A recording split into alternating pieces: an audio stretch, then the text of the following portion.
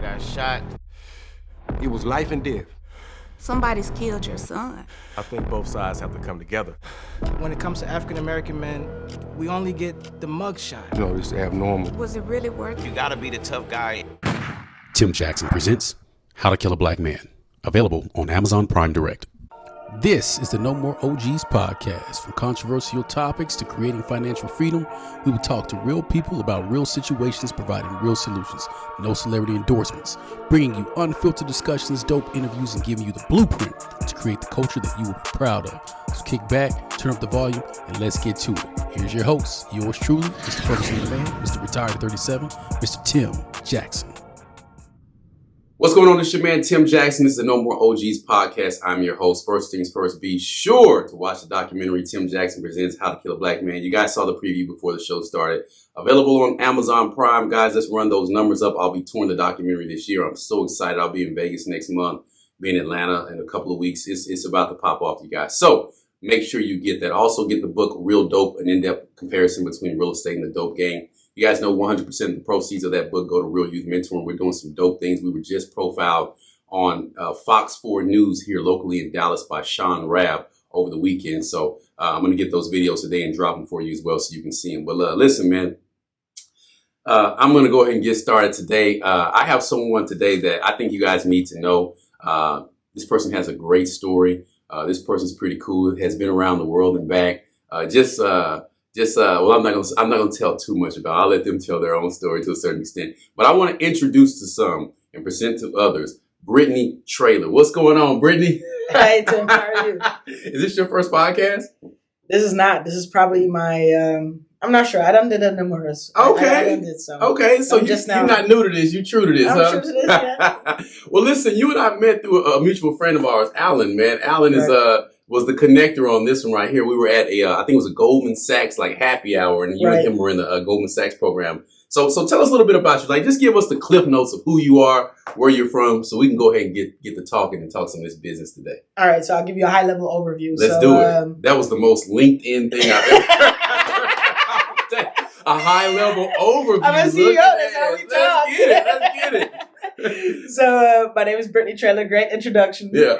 I'm originally from Germany. Oh, wow. So I got to the U.S. when I was 21 years old. Started trucking when I was about 25, 26. And with 29, started my own business. With 30, made my first $1 million. And here we are now hanging on to this will of entrepreneurship. So your name is the perfect name for a person who owns a trucking company. I hear you know what I'm saying? I hear that all the time. Brittany Traylor. Like, I bet people say, did you change your name? Right. It is not a stage name. I was born. There was a guy here in Dallas. I think he passed away. His name was Brian Lawncar, and he was an attorney for accident and injury. I was like, that man, is so cool. He's got the perfect name for accident injury. Lawncar, you know what I'm saying? Right. But so let's talk about that, because you said you were in Germany. How long did you live in Germany? So I was born and raised in Germany. Oh, wow. Up until I was 21. Okay. And of course we learned, school English, but I was not always an A student, I want to say. So I had a little bit of a challenge coming to the US and just learning not just the culture, but also the language. So you like, I know this is going to sound dumb, but we here at the No More OGs, we this isn't a scholarly, place, Right. While I have a couple of degrees, like I like to keep it as common as I can. So your first language is German. Yeah, absolutely. So here comes the dumb question. Can you still say something? What do you want me to say? I mean, you can say anything. Of course I can speak it. Say, what's up, Tim? I'm happy to be here on the show. Wie geht's dir, Tim? Ich bin froh, hier auf deiner Show zu sein. I feel like we need to go to Germany so I can get into some trouble, because me and my wife is learning Spanish right now. So we just went to, where the hell did we go where everybody speaks? We went to Mexico for Thanksgiving. And she's on her Duolingo app every day. My wife too. And so wait. So she hit a year. Like she got Alan to start doing it. So Alan's cool. on it. So she hit a year. So we go to Mexico, and I kid you not, like everywhere we're going, she's speaking like enough Spanish to where the people weren't trying to fuck us over too much on the price. Right. So like we would go places and they would see me like, all right, this dumb tourist from America, we're gonna get him. And then she would kind of come in behind me and start speaking Spanish. I'm like, oh, and they were so impressed with the fact that she spoke Spanish. Right. It shows a lot of respect when you go to other places and speak their language, rather than just expecting everybody should speak English because it's the world language. Everywhere, shows a lot of respect. Everywhere we went, she got like a free gift. Like they were giving her earrings and giving That's her what's stuff. up. And so like she was like the talk of the town. And she looks like, we always joke because we went to Cuba and everyone in Cuba thought she was from Cuba. Because she has a certain look about her. You know what I'm saying? So they think that she's a part of, like I tell her, if you go to the Dominican, they're going to swear you're Dominican or Puerto Rico, right? You actually look like a good friend of mine, one of my clients. When I first saw you, I thought you were her from a distance, but I get that all the time. Yeah. And so like we went there and they thought she was one of them. Like people walking up to her, just talking to her like she was a part of them. She was like, oh, at the time she couldn't speak Spanish. She's like, oh, no, it's not. And they would get disappointed. And so it's always good to know the language. But let's get back on task because if anyone watches this, y'all know I will get off task. I'm my little brain be everywhere. So you were there until you were 21 years old. Right. And then you came to the U.S. Like talk about your transition, from Germany to the U.S. Well, I grew up in the foster care, right? So you age out at 18. So I was 2 to 3 years on my own and just, really didn't know what to do with my life. Really, that's kind of what it boils down to. I went to a great school and got great education, but from just that home surroundings, I was in the hood, basically. And comes with that living in that is that mental mindset. All the guys that I grew up with at that moment were, transitioned to taking drugs, being on the street and just hustle in a criminal manner. So, and I didn't know what I want, but I've always knew that there's more out there for me. I just didn't really know how to go about it getting it. That's interesting that you say that. I always tell people, you may not know what you want, but you damn sure know what you don't want. Right. And if you can build off of what you don't want, you'll find what you do want. Right. Do you mind if we talk a little bit about your let's go. Yeah, let's talk about it. So what was life like growing up in foster care in Germany? Of course, people in my audience is primarily American. I got some people in Sweden that listen to us as well. Right. But like, what was life like growing up in foster care in Germany? Because that's all I know. I guess I wouldn't necessarily know what to compare it to, right? Exactly. But overall, did you feel like you got support through that system? Do you feel like you built connections to that system that sustained you through life, that gave you the tools to be successful, or do you feel like the success was already in you? You just had to find it. Both. So a little bit of both. So if any foster child is listening, you don't just go in one. You go in multiples, That's just kind of the trend and kind of part of the game, right? So the first few foster homes that I was in, it was not conducive to me and my future or anything. But the last one, I had actually 2 pedagogics, I guess you named them, or psychologists. You do need a degree in Germany to be able to work in a foster home. Yeah. So really? Yeah, you do. That's interesting. You need a degree for everything, but we'll talk about that in a second. Let's talk about that. Yeah. But so I met 2 of those people really, really showed me a lot of love, gave me a lot of love, and tried to steer me in the right direction as much as they possibly could, right? I mean, we're talking about a kid that, I was 15, 16 with other 15, 16-year-old kids that didn't come out of a great upbringing. So you can only imagine that mindset and just that poor thinking behavior, that we had based on just not receiving that, family support. And that feeling of, in many cases, and correct me if I'm wrong, of not being wanted. I know there's kids who grew up with their parents. Absolutely. And, feel like their parents didn't love them and didn't want them. So I can only imagine what that would be like in foster care. In one of our last interviews, Gwendolyn James, Miss Alaska, shout out to Gwen. She's a foster parent, and she talked about, on the show, how, some kids come in and, you can help some kids and some can't, but for the most part, all of her kids always reach back out to her and like, hey, how are you? Hey, can I come by and get something to eat? Like, what's going on? Because she was that firm parent that showed them love. Right. There were expectations, but you're going to have to follow a certain order if you're going to be here. And that's tough too as a foster kid, right? Because it's like, hey, I do what I want to do, right? Because nobody was there. Nobody, loved me. So I don't have that connection and that capacity to take authority, right? That's deep. Let's transition because, man, that's real. And I understand that all of our experiences shape who we are. Absolutely. So 18, you phase out, you're in Germany for 3 years, you realize, man, this ain't gonna work out for me.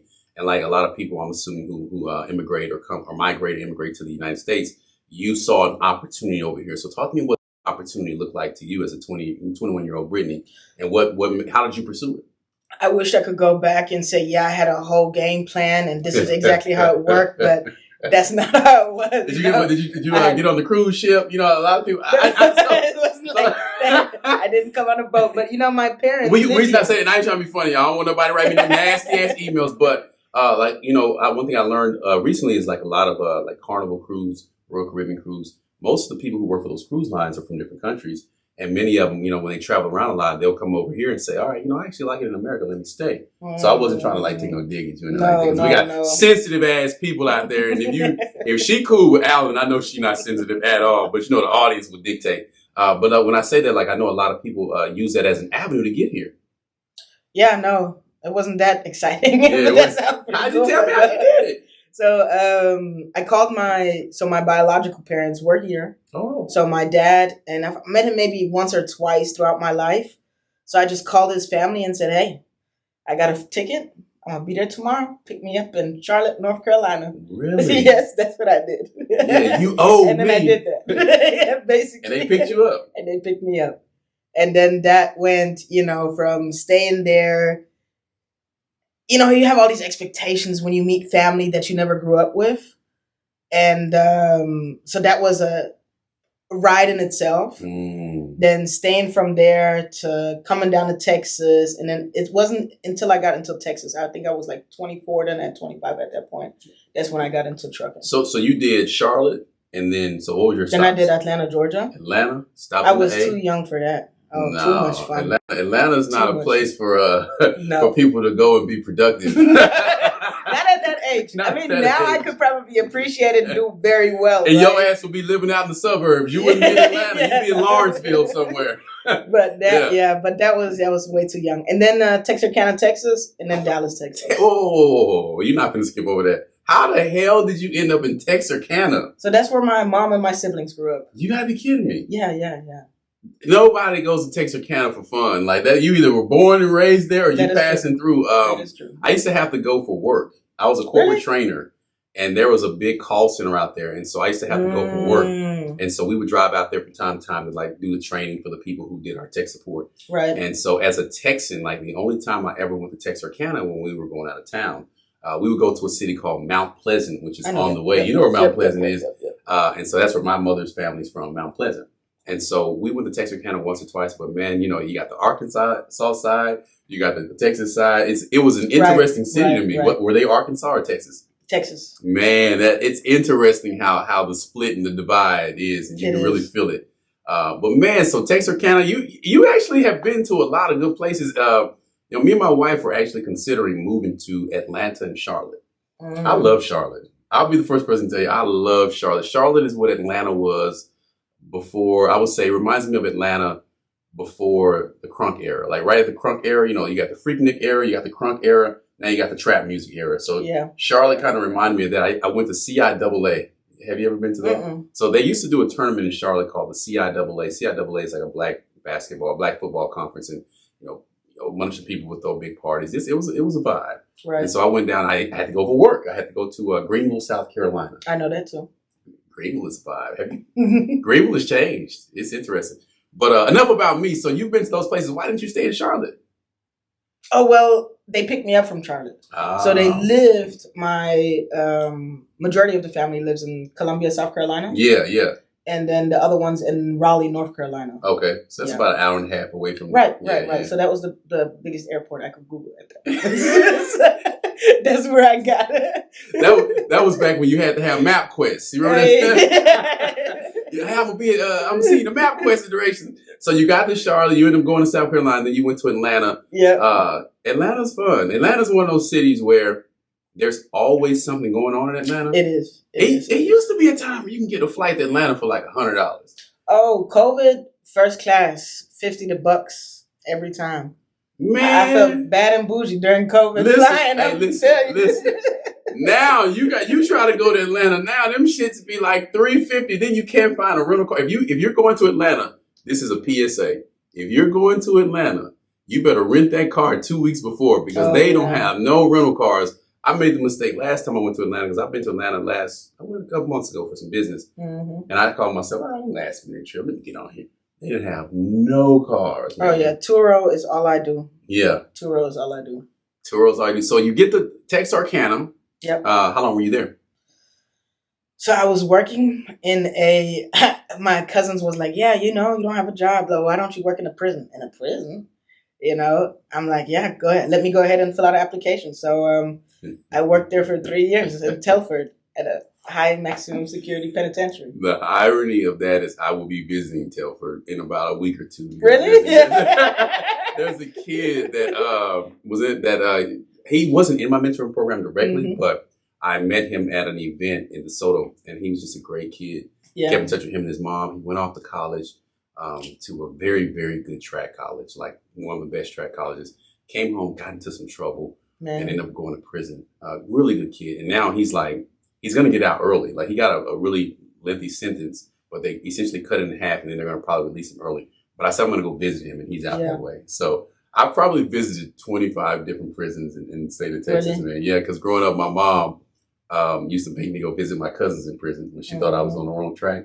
And then now I've become like a mentor to people in prison. Yeah, so, you don't want that. You don't want a Johnny Sack, especially not on a lockdown where all you have is a rotten egg and peanut butter jelly sandwich for 30 days straight. Talk about that experience. Like, what was that like for you? I want to know, what was being a prison guard like for you? So for me, really interesting perspective, because once I really got into the day-to-day, I'm like, this is just like foster home.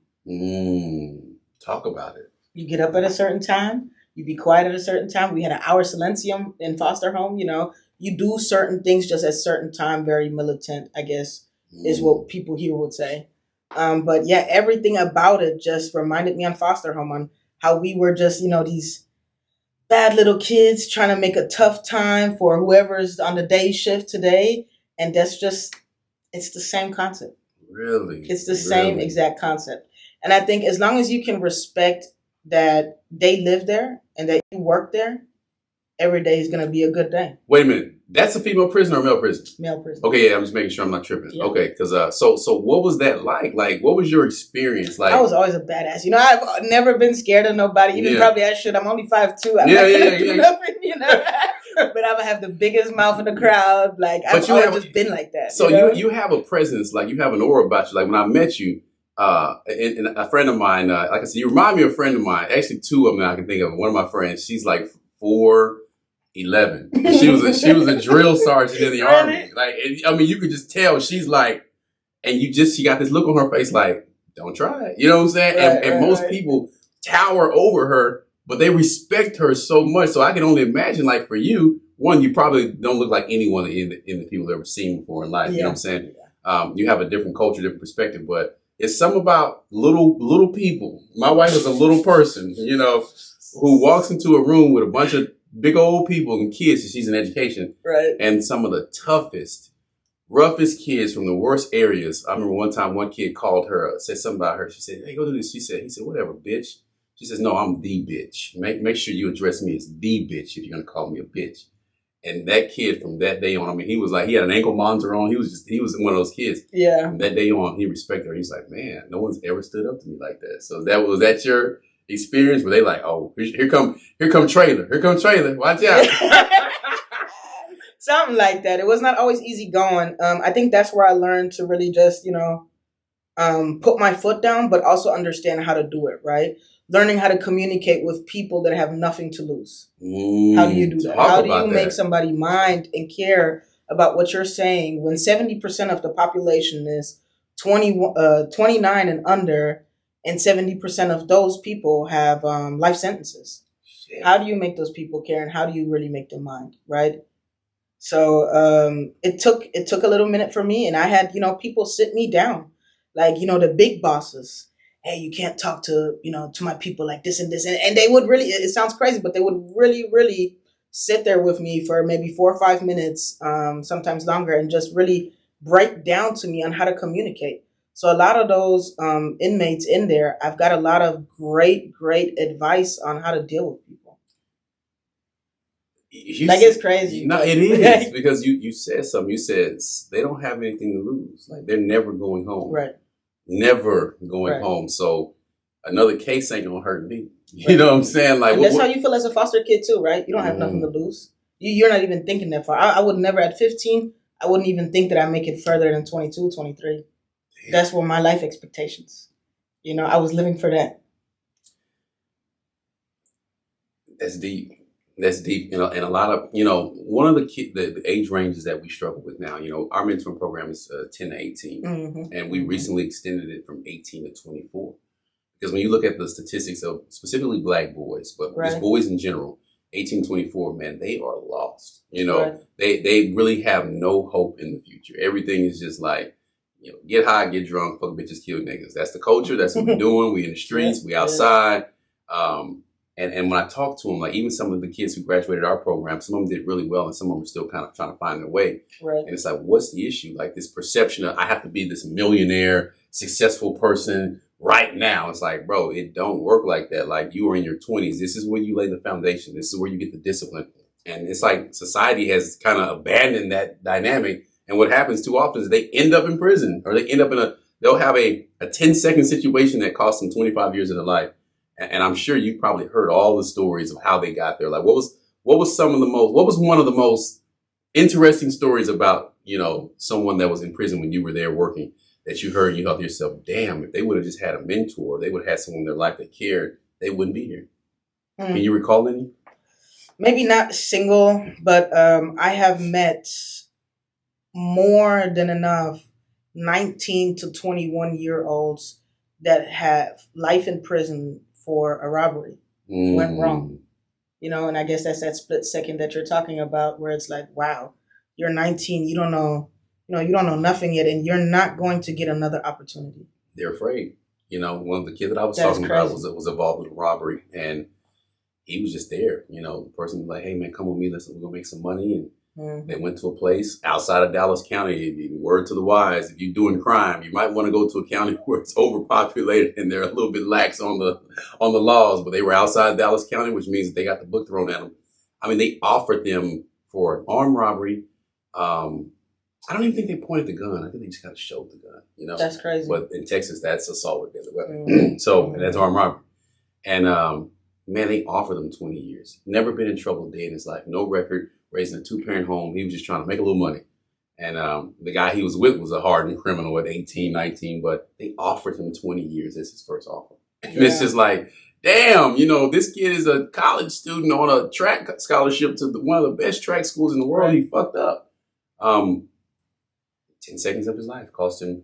Eventually, he got a 12-year sentence. In Texas, you have to do at least half of it if it's aggravated. So he'll get out likely next year, hopefully. Another one of our kids just got paroled. So. And that's the crazy part, even in the prison system, they have certain programs and bigger prisons like down in Huntsville and things of that nature. But in Telford, for example, you want these guys to mind and you want criminal behavior to stop, but you're not giving them no reason to wake up the next day.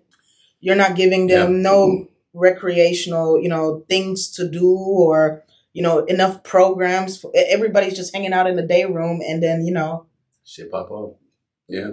So I know he was there. He's there. And then I think he got approved for some program to graduate. So I think he's getting sent somewhere else because he's getting out sooner. So I said I was going to try to go visit him because I think that program is going to be a lot further than Texas or Canada. That's why I want to go out there. But I mean, he's doing well. I shout out to him. He's doing amazingly well. I won't say his name on here because I want to respect his identity. But when he comes home, definitely put him on the show. So let's transition a little bit. So you got to Texas or Canada, you came to Dallas, and then you discovered trucking. Tell us what that looked like. So, I mean, there came a time at Telford that I'm like, I think this is not as much for me. I can't see this being me for the rest of my life. So then my uncle, he came from Germany and he went through, a divorce. So he came from Germany, started a new life, and he started trucking. And he's like, hey, Brittany, I just made $1,000 a week. What? You rich, bro? You made $1,000 a week? That is crazy. Yeah. To someone like me at 24, 25. And I'm like, I'm going to get my CDL. And then that's what I did. You drove? And I drove. So you was out there on the road. You were over the road driving trucks. I was crying too. Yeah, I was trying to drove. I'm like, man, what did I do? I was on this Dollar Tree account. And it's like 4,000 boxes. And you have to pick up every single box. But that's the only account you can get on to get home to get home more frequently in the beginning. That's the aim. So I had arms like this probably for the first 3 to 4 months. So then I transitioned. You remember the episode? What was that episode of Jamie Foxx when they went to driving school, and the dude was a drill sergeant. He made him do all those push-ups. He got super swole. I'm gonna send it to you, but that's how you came around. Yeah. So you drive and you had the Dollar Tree account. Yeah. Where did you go from? When did you go from driver to entrepreneur? Like, when did you say to yourself, if they're paying me $1,000 a month, I'm sure the company's probably making $3,000 a month. Like, where did that trigger hit? Because that's what happened to me in real estate. I'll never forget. I was a real estate agent, and then I saw my broker's cut. Like, my broker didn't do anything. And so then I became a real estate broker. And then I saw my investors cut. I'm like, what the fuck? I got 6% off of a $300,000 deal, which is $9,000, which is a pretty decent commission. Right. He's going to walk away with $127,000. And all he did was found a house, flipped it, put someone, got some contractors, paid them $40,000 or $50,000, and he's walking away with the bag. So then my mentality shifted from broker to investor. So what was that shift like for you? So after a couple of months being on this Dollar Tree account, I'm like, nah, I can't do this no more. I need to find something else. So I printed out my resume, made 100 copies, and walked in Texarkana to every door and asked for a trucking job. Because I only had 6-7 months experience, so who would hire me, right? So I would walk to every door, and there was this old black guy, and he was like, he's in the oil field, if I ever heard about the oil field. I'm like, no, I don't know what that is, And I don't know.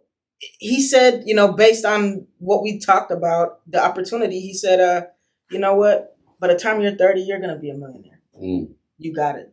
I didn't know what he means. And I mean, I never paid attention to, you make more, things of that nature. It's never been about the money. The money is not even worth it to be an entrepreneur.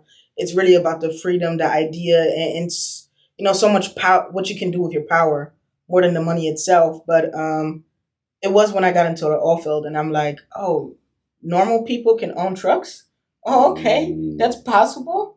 People that look like me can own things? Oh, okay. I've never seen that before. Then I come from Germany where that's not even possible. It's not. Regardless of color, skin, race, that's has nothing to do with it, right? A lot of European countries are like that. Right. So I didn't grow up with that mentality of you can be whatever you want to be. I learned that in America. I can be whatever I want to be. Interesting. Right? So yeah, and when I used to hear that, I'm like, what? You crazy. You can't do that. You can't do that. With this German mentality that I got here. So it took a couple of barriers for me to break through that, but essentially it started in the oil field. And then I found out, what is a lease driver? What is an owner-operator? So I started doing things that were not as much lucrative. Being a lease driver, anybody that knows it's not lucrative at all. At all. But you learn the game. Yeah.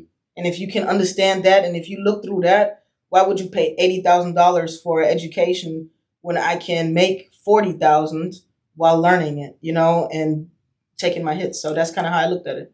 We actually brought blue collar CEO Marcus Jones and his brother as well came onto the show. They're in the oil field, and Marcus has that oil field.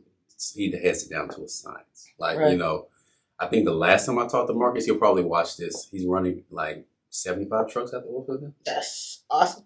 He's balling. Marcus ain't. I'm gonna send you his episode. So and he says it so casual. He's like, "Yeah, man, we up to 70 trucks now." He says it like it ain't shit. Man, I know it's something. He's got his own diesel, shop where the mechanic and stuff. He got it, and he got into it at 18. I think he went off to college for a semester, I believe. Don't quote me now, Marcus, if you watch this. And then he went, and it just wasn't for him. He came home. 19 years old, I believe. He got into trucking, and he has not looked back. He's employed his whole family, literally his whole family has worked for him. So that's an interesting thing. So you get in, you get your first taste of that freedom. What was the mindset like? Oh man, I can do this. Where did you begin to scale? I just started reading books. I'm like, yeah, I can do this. I understand the trucking, but I have still no clue about finances, banking, money, sales, anything that comes to a company. So I started reading or YouTubing Grant Cardone. And guys like that, just some hype, man. You can do it, 10X, you know what I mean? So, and with that, I turned my truck into a rolling university. I would have sticky notes, whiteboards everywhere, and just read an Audible, a book a day on Audible. Yeah. And just overconsume as much information as I could. And then when COVID hit, I'm like, Still don't have a lot of bread, but now I have the knowledge. So I think let me start a brokerage. I think I can do this. Yeah. And then it took a long time. I mean, I recruited people. That was easy because it was COVID. Nobody had anything to do. Had nothing. So people was excited, and lucky me. So I had a lot of people that I was hiring or just working with that taught me a lot. Yeah. That taught me finances, that taught me how to do payroll, and so, oh my goodness, I don't know how I made it here, thinking back, right? You know what? From nothing. I can tell you how. I can tell you how because you persevere. Like I always tell people, everything you desire is on the other side of your fears. That's true. And we have this thing, in society where we feel like people have to co-sign us. We have this thing in society where we feel like people have to accept us. And when you start getting into the room with successful people, they don't run with a bunch of people. They don't wait for someone to say, hey, go ahead and go do it. And what I say on this show, you guys have heard 1,000 times. The idea is the validation. Once you get that idea, that's all the validation you need. Go pursue that idea. Get around people who are actually doing it because those people in your circle, they love you. They care about you. They don't want you to be hurt. They don't want you to fail. So they're not going to tell you to go do it. They're going to tell you, I don't know, they may be a little tricky. Absolutely. I don't know, they may be a little risky. And, if you look at their life, no one ever helped them. Now they put their doubts into you. Now they're your doubts. Yeah, they put their... And the most important thing with kids is making someone understand what success looks like. We watching these 30-second reels. That's not what my journey looked like. It didn't look like a clear plan. It didn't look like, I just did this and I succeeded. I failed my way to success.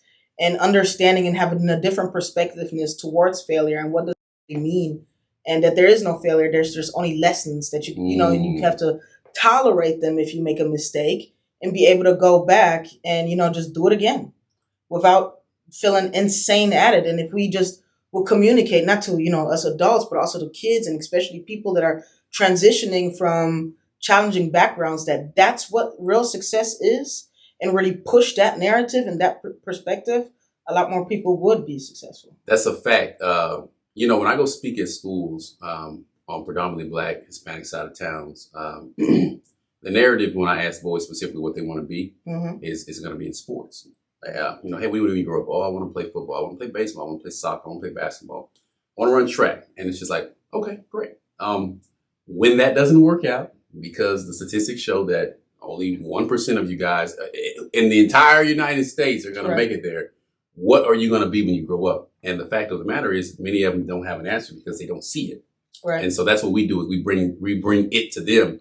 But if we never get to them, they're never going to see it. And that self-image will always be, well, I failed because I didn't become a millionaire being like LeBron James. Like LeBron James is one of one. Like, ain't going to ever be another LeBron James. I'm sorry. It's just not. Michael Jordan is one of one. And we take those one of one people and we base our entire lives on being like that, where you have a Tim or an Alan or a Brittany or someone like us who are, one of 100,000. We're out there really doing this shit. Right. But they don't see that because a lot of times, and I'll say it, whenever we do get our money, we leave the communities where we're from. I was guilty of that. When I got my money, I was like Uncle Elroy on Friday. I was gone, right? And then I came back to the community. You remember that movie? He said, I love the hood. As soon as I got my money, I was gone. But it's like I came back, opened up a business, hired my people, and now I make it a point to get in front of boys and say, hey, man, you can do that, or here's an opportunity. Like I'm retired at 37, a 7-figure earner. I'm a millionaire.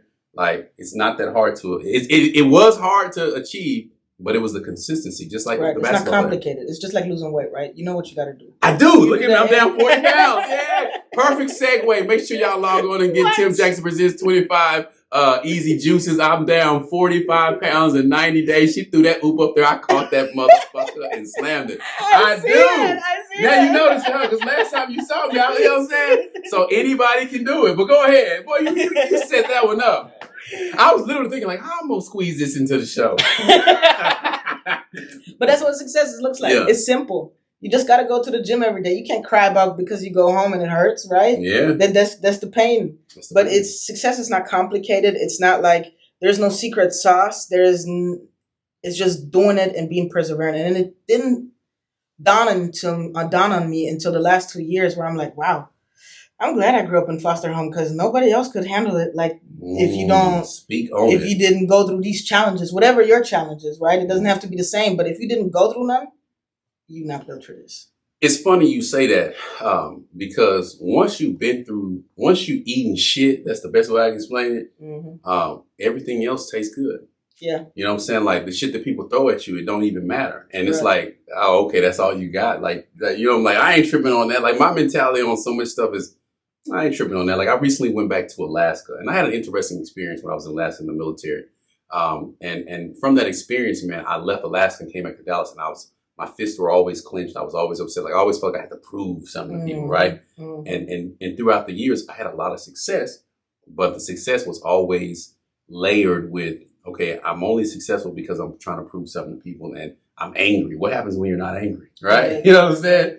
And so who are you when you let go? Who are you when you let go of that shit, right? Yeah. So going back up there, it was like a healing experience. Like the moment I got off the plane, I was like I heard some voice, you know, God, whatever you subscribe to, that's what I heard. I heard a voice from God say, hey man, let that shit go. Like you've been holding on this shit for 21 years. You have been successful 100 times over. Right. All the wrongs were made right. You're still hanging on to it because the experience is pushing you through. And while that experience made you a better person and made you who you are, it's time to close that chapter and move to the next chapter. But you're right. If you done been through shit, man, a lot of this stuff is easy.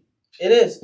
But then, you know, there was a lot of, I was just tripping and I had to really just sit down and think again, like, I am her. You know, I am her. Yeah. I done went through all those things, you know? So sometimes when it's overwhelming, you do have to sit back down and just realize where you came from because that's how you measure your success. That's a fact. You can't measure it next to, you know, everybody else. You have to measure it on yourself, you know? So when you're going through those pain points as an entrepreneur, just being able to silo everything out and see, you know, what obstacles you're already able to overcome. That's real. That's real. So let's talk about something. So you're in a very male heavy dominated industry. Okay. How is that? Because, you know, first things first, people going, you know, when we walk into rooms and that's not on the surface, that industry looks black because of what we see on social media. But when you start getting into the rooms with the money, we ain't in them rooms. We're the drivers. We are the workers. We're the laborers, which I'm not going to get your money. I always say trucking is the closest thing to the dope game because you can always get in. You know what I'm saying? But what is that like from the experience of, you know, you walk into the room, you're probably typically the only woman in that room. And then you walk into the room, you're probably typically the only person of color in that room. Like that's more so. I'm not always the only woman in the room. Really? But I'm always the only black woman in the room. Really? Always. Speak on it. Like what's that like? And you know what? Recently here in Texas, I don't know if you went, like last year, maybe about 7 months ago, they had a women in trucking conference here in Texas. Yeah, I've been there. I've been there. You see everybody there. That's all of us there. That's all of us there. So then what's that like? Speak to me. Like, does that present a situation like when you walk into a room and it's only you? Like when I was in training, I would always be the only black person and then the only black male. Like, you know, so I always felt like it would be weird because I felt like people would try to like play up to me. Like I walk into the room and it'd be me and white, you know, 4 of my white colleagues and we get into it. We'll go to, I don't know, Miami for something. And so we get into the building and they're like, hey, how you doing, sir? You know, my boss. How you doing, sir? And my other boss. How you doing, sir? My colleague. They get to me, hey, my man, what's going on? I was like, what the fuck was that about? You that just comes with it. But like, what? They don't know how to act. They don't know how to, a lot of people don't know how to, I guess, like interact with us. But, you know, for me, it was in the beginning and it still is here and there. It's very intimidating. I had to work so much on self-confidence and my imposter syndrome being in those rooms because, it feels like I am not supposed to be there. So telling myself that I am supposed to be there and that I'm just as valuable.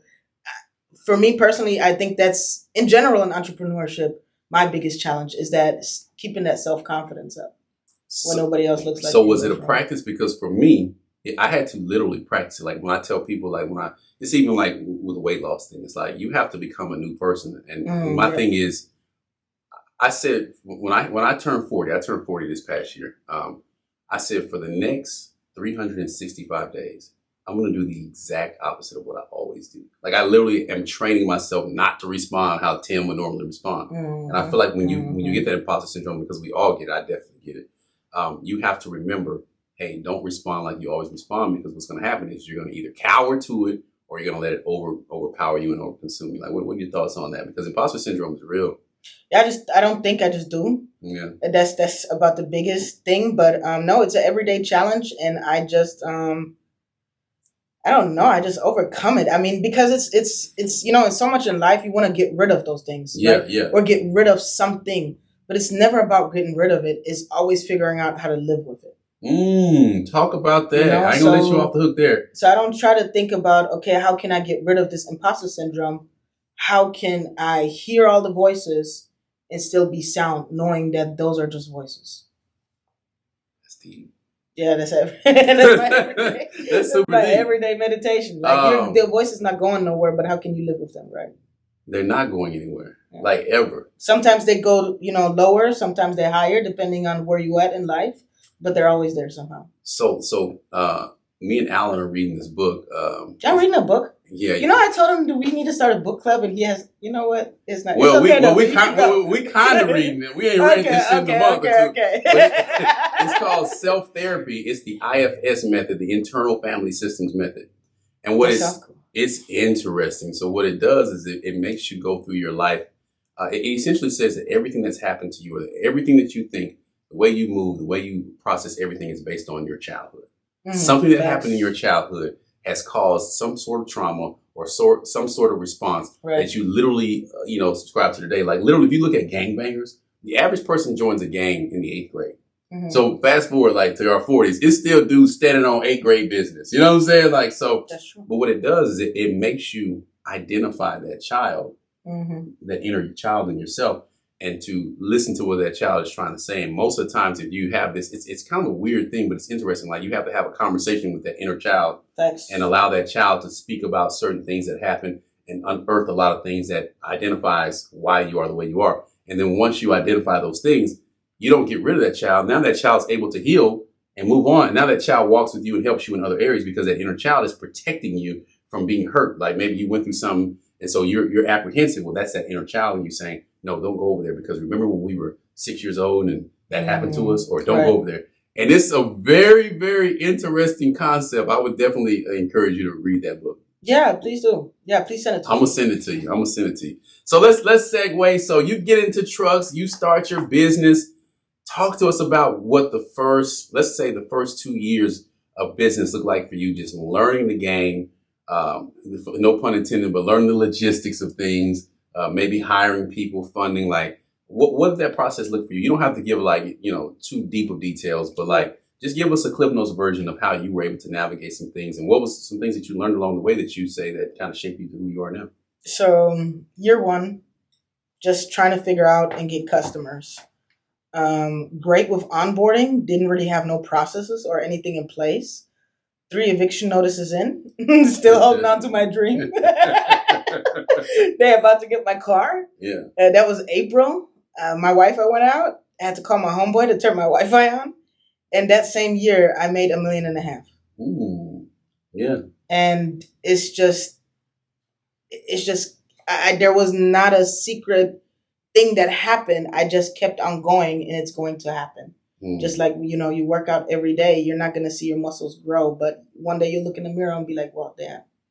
Yes, one day. As you all can see. I know y'all going to be like, hey, Tim on that shit. When black people start losing weight, they always think you smoking crack. You know what I'm saying?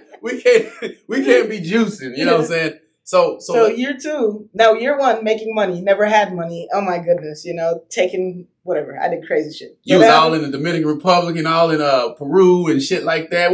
Where'd you go? No, I was writing checks and not really making any checks. More so. Yeah. I was writing checks. I'm like, wow, I'm writing. My driver just made this. My dispatcher just made this. Mm-hmm. And I'm in here in my 1-bedroom studio apartment and still can't figure out why don't I have nothing left from my $1.5 million, How do I navigate? Yeah. So now year 2. Okay, I got the basics down, but I need to be able to scale and I need to be able to keep money and be able to learn processes. So I just kind of figured that out. I go to Goldman Sachs year 3. So that was last year, and that helped out a lot. And it's just constantly looking for classes or resources. I'm in a class right now that's a little bit of a higher scale with, 12 exclusive people in Dallas. It's a nonprofit funded by billionaires.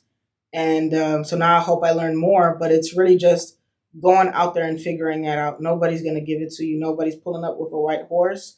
It's just going out there and getting it. And as long as you know the questions, the answers is never a problem. But you got to learn the questions, and you have to have self-awareness, right? As an entrepreneur, of really being real with yourself, of where you're at and where your weaknesses at. And if you can do that, then, everything's going to be fine, I think. You said something right there. You said as long as you know the questions, the answers are going to already be there. There's Google, yeah, but Google not going to tell you the questions. They're not. They're going to tell you the answers. Yeah. I want to share some of a personal story. So, I had an opportunity. I sit on a board here in Dallas, and I had the opportunity to, this board that I sit on gets a lot of public exposure, a lot of media exposure, and I'm doing what I always. Well, of course, it's the year where I'm doing the exact opposite. So now I'm starting up. Normally I go into a room, I don't say shit to anybody. I kind of fall back and observe. Now I'm in the room and I'm taking over the room. I'm asking questions. So there was a lady who was a part of the media who was there. And I walked up to her. I said, hey, I'm Tim Jackson. I introduced myself. I told her about my mentoring program. Like, how do I get on the news? I was just on the news last week. And how do I get in touch with people at your station? No one's responding to me. So she's like, what is that you do? And I said, well, I do this. She said, what are you trying to accomplish? So I started going through all these things, and I talked to her for 60 seconds straight, which is a long ass time to be talking to somebody. She says, Tim, you didn't answer my question. What is it that you're trying to accomplish? She said, me as a news anchor, I'm not going to come out and do a story on you if you got a room full of boys and all you guys are doing is just they're watching you talk. That's not entertaining. Mm-hmm. She says, I need to see a story of a room full of boys changing oil or a room full of boys changing a tire or doing hands-on stuff. That's a story. And in 8 years of our existence, talking to multiple people in the media, no one ever told me that. I've been asking the wrong thing the entire time. Right. I'm trying to raise awareness and talk about how we give out scholarships and we do all this dope shit. But the fact of the matter is that doesn't translate to television. People don't on watching TV. They don't want to see that shit. They don't care about a bunch of black kids in a room learning how to be entrepreneurs. Right. They want to see some hands-on physical stuff. And for the first time, someone gave me the answer. Someone taught me how to ask the question. And I went to work. As soon as she told me that, it's like, all right, we got to set up. Our next event has to be physical. And then we'll get her out there. So you said that, you're getting in those rooms now. And you're learning how to ask the right questions. How is that impacting you in such a short period of time? As far as being able to ask the right questions and deploy the information that's being given to you. So my thing is, every room I go to, I'm going to talk. No matter what. I sound stupid sometimes, but I'm always gonna talk. So man, now I got sidetracked. You said getting into those rooms now and being able to talk and have conversations now. What is that? How does the implementation game look now that you're able to actually implement what you're learning? You're going to a room so for me, I've been asking the wrong question. I reached out to every black media person in Dallas who people love. Mm-hmm. And ain't none of them folks, I ain't gonna cuss when I say their name. They're not hitting me back. They're playing ping pong with me. You should go reach out to this person. He can help you. I'm like, I go above them. They're the ones that sent me to you. Oh yeah, no, I go above them. I go, typically in those rooms that I am in, they have some pretty heavy hitters in those associations. And I go straight to the source. I don't go to the decision maker that I would need to talk to. I go to the owner or to the CEO of the business and let that person introduce me. And you know what? That's funny because that's from the top down. From the top down. And see, as a military guy, we were always taught chain of command bottom up. And I used to do that in the beginning. And never got nowhere. The lady who in the news, in the media, she says, Tim, you're doing it all wrong. She says, in my business, she says, now in media, because everyone has an email address and everything's online, right? Everyone has access to us. We get 300 emails a day. She says, so you're going to have to go and talk to the people at the top because they're the ones that control the stories. Right. A news reporter at the bottom can't do anything for you. Right. I was like, I've been doing this all wrong, but now I'm asking the right questions. And anytime I have weaknesses, I just try to find me a mentor. Score. I mean, there's so many also free resources for us out there. So as long as I'm acknowledging and I'm aware of what I have to work on, then I just find somebody that can help me work on that. What are some of those free resources? For people who are watching this, because again, the premise of this show is called No More OGs. And OG, I don't know if you know the concept of OG. Oh, okay, somebody who's not from America. So let me break it down.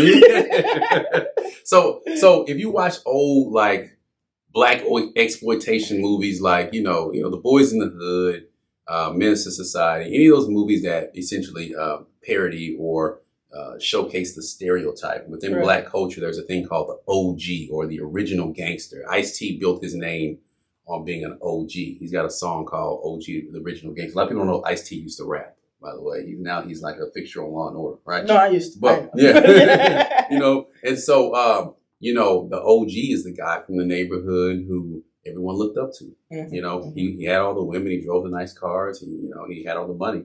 And when I was coming up, that person that you looked up to, that OG, if you will, they didn't let you do certain things. Like if you were a kid with promised potential, they would pull you to the side and be like, "Hey man, that's not for you. You don't need to be selling drugs. You don't need to be doing the street shit. You're going to be the one that gets us out of this situation. You're going to be the one that advocates for us." Or there would be that older wise guy who would give you the game and just say, "Hey man, listen, don't do this, don't do that, do this." A lot of those guys owned real estate. A lot of those guys had businesses, even though many of them were illegitimate businesses. Right. They always had clean money. You know what I'm saying? And so my argument now is that you don't have any OGs anymore. Like all these old cats want to be young. They want to be in the streets. They want to be cool. They want to be popular. Sure. They want to be like the 21-year-olds. And it's the most corniest shit that you've ever seen in your life. And then you get people like me or Alan or other people who've seen it and like, yo, this is a bunch of bullshit. Don't do it. And the younger generation, either two things happen. They don't respect us because we're not in the streets with them, or they don't respect us because these OG goofy dudes they look stupid. It's like, why would I look up to you? You're trying to be like me. So this whole thing is, we're giving you game. We're older people who've been through it. We're giving you game. We're showing you what to do, what not to do. And you pick it up if you want it. You put it down if you don't. That's it. But that's the whole premise of this. So when you say get a mentor, like where are some places that people who don't know, who want a mentor but don't know where to start, where can they go to get free mentors and stuff like that? I would say SCORE. That's everywhere. That's nationwide, no matter where you're at. So is it score.com? Yes, score.org, I believe. Okay. Yeah, score.org. And then they have a bunch of topics, and whatever topic you need assistance with, they'll help you in that nature.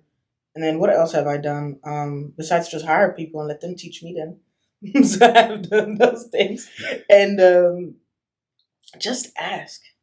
It's like sometimes we make a simple thing complicated. Like it's so hard to do, but just ask, right? I specialize in that. You specialize in that? Man. If it can be complicated, your boy is going to complicate. Really? That's what I do. And I always succeed, but it's like I go so out of the way to make it crazy. So let's do this right here. This has been an amazing conversation. I know you all can agree. This is how I always end all of my shows, okay? Have you ever seen the movie Back to the Future? No. Watching movies excessively is it's not a German thing, I'm going to say that. It's not. That's an American thing. It is. Yeah, we waste a lot of time over here. We waste a lot of time. I like it now too. I live that life now. But I'm just saying. We got her, y'all. She Americanized now. Yeah. But so there's a movie called Back to the Future. Michael J. Fox, a few other actors are in it. And there's 3-part series. So the premise of the movie is that they get into the DeLorean. It's a time machine. It's a car, and they go back, to the past to correct what's going on in the current present time. And on the second installment of it, there's a character in each installment named Biff. Biff is like, he's just the big fumbling, goofy guy that's always causing the problems. So on the second installment, Biff is like, it's staged. This movie came out in the 80s, and it's staged like in the year 2015 or 16. He gets into the time machine. He goes back to himself in the 60s and he said, hey, here's this book. It's a sports almanac. It has every score to every game ever played. Take this book and thank me later. It's going to help us in the future, right? And then he gets back and goes to the future and he's a trillionaire. He's the luckiest man alive, the most evil person you can imagine. And so the whole part of that episode is that they have to go back and undo what he did. So what I say is this, 18-year-old Brittany, let's say you today, you can get into the time machine, the DeLorean, and you go back and you see 18-year-old Brittany as you're getting ready to be released from the foster system. You guys are walking down a hall together. It's a lonely hall, just the two of you guys. You look at her, you see her, you know exactly who she is. She looks up and she's like, man, that person looks familiar. And it's her from the future. What would you tell her? Don't trip. Don't worry about nothing. Just keep on doing what you do and it's all going to work out. I think that's so powerful because we overcome so many challenges and then we see ourselves in a new challenge and we still trip. Why? Just it's gonna work out. Just keep sticking to the plan and keep doing what you do every day. It's gonna work out. That's it. That's all we need. Well, listen, where can they find you? Where can we find you? All right, well, TraylorTranspo.com. I have a social media marketing company called KadakiEmpire.com. And just really Google me. You're going to find me. You're going to find me? You're going to find me. Just Google. Well, listen, I want to first say thank you for coming out. For those who don't know, we're in Dallas, Texas. Today it's like 20 degrees outside. It snowed yesterday. And Dallas has, Dallas, the city of Dallas, shout out to the city of Dallas. I ain't going to never crap on the city of Dallas. They did a great job with clearing the roads, but all the schools in the Metroplex closed down. Oh, yeah. Just for the safety. I was thinking to myself, man, the sun's out and the roads aren't bad. Right. But then my wife was like, oh, well, a lot of the schools are older schools and it takes a really long time for them to heat up. And so, a lot of kids don't have jackets. They don't have coats. They don't have the winter weather. And so they don't want to put their kids out like that. I'd never even thought of it that way. But I want to thank you for coming out today. It's cold. A lot of people are shut down. I was supposed to go speak at a court today. That's why I moved the time back because they asked me to come speak. And then they canceled court. But, you were very gracious enough to adjust your schedule. You're very gracious enough to come. When I met you at the Goldman Sachs event, I liked your energy. You seem like a really cool person. You know what I'm saying? Anybody can tolerate Alan is a cool person. So thank you so much. Thank you for having me. Absolutely. I wish you much continued success. I'm definitely going to follow your journey. You guys be sure to give her a follow. Be sure to check her out. And I'll conclude the show by saying this, man. Anything that you want is on the other side of your fears. Be consistent. Believe in yourself. Acknowledge your imposter syndrome. Don't try to get rid of that person. Like Brittany said, that person's going to be along for the ride. So you got to make sure that you can have a good relationship with that imposter in you, because what's going to happen is many of those imposters that come up in the form of you are just your fears. They're things that happened to you in the past that are trying to protect you from things that happen to you in the future. And it's okay, but at every turn, every challenge is going to be a new way of thinking, a new way of acting, and you can overcome it. You just got to believe in yourself. All right.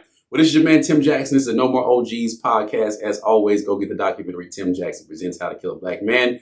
The book, Real Dope, an in-depth comparison between real estate and the dope game. 100% of the proceeds go directly to Real Youth Mentoring, our nonprofit organization that specializes in helping kids between the ages of 10 to 18 and men between the ages of 18 to 24 get their life together, become entrepreneurs and become better workers, better citizens within their community. And lastly, Tim Jackson presents 25 Easy Juices. I know y'all can see it. Like, I've lost a ton of weight. Your boy's looking slim. I'm not on that shit, okay? Every time somebody black start losing weight, y'all swear we tooting on the crack pipe, you guys. I've literally just started intermittent fasting, eating between a certain window and juicing throughout the day, replacing meals. And it has literally been the best thing that has happened to me, man. I sleep better. My mood is better. I ain't tripping on nothing. It just is what it is. So I got all the links in the bio. You guys join the journey. Again, this is your man, Tim Jackson with the No More OGs podcast. I'll see you soon, and I'm out. Peace.